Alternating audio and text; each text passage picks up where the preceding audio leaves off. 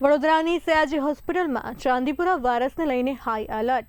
8 શંકાસ્પદ 12 દર્દીઓ પેડિયાટ્રિક વોર્ડમાં સારવાર હેઠળ। પંચમહાલના 7 અને વડોદરાનો એક બાળક સારવારમાં। 5 બાળકોના રિપોર્ટની હજુ રાહ જોવાઈ રહી છે। તાવ અને અન્ય લક્ષણો જણાય તો તાત્કાલિક ડોક્ટરનો સંપર્ક કરવા અપીલ।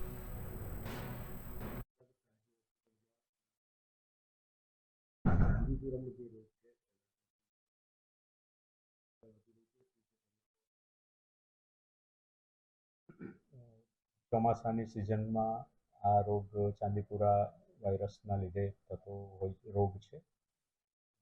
હાલમાં અમારી એસએસજી હોસ્પિટલમાં કુલ 8 દર્દીઓ સારવાર હેઠળ દાખલ થયેલ છે, જે પૈકી છેલ્લા 24 કલાકમાં 9 એડમિશન થયેલ છે।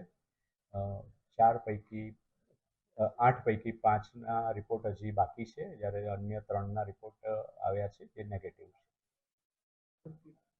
ગંભીર બીમારી છે ને જ્યારે આ બાળકને થાય સિમ્પટમ્સ છે એને પરિવારે શું કરવું જોઈએ?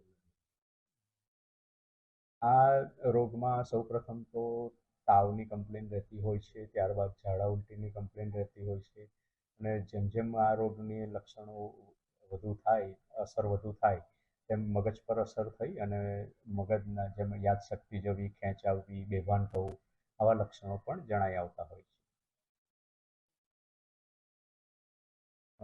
જનરલી આ દર્દીઓ પંચમહાલ જિલ્લાના છે અને એક આમાં વડોદરા જિલ્લાનું પણ છે।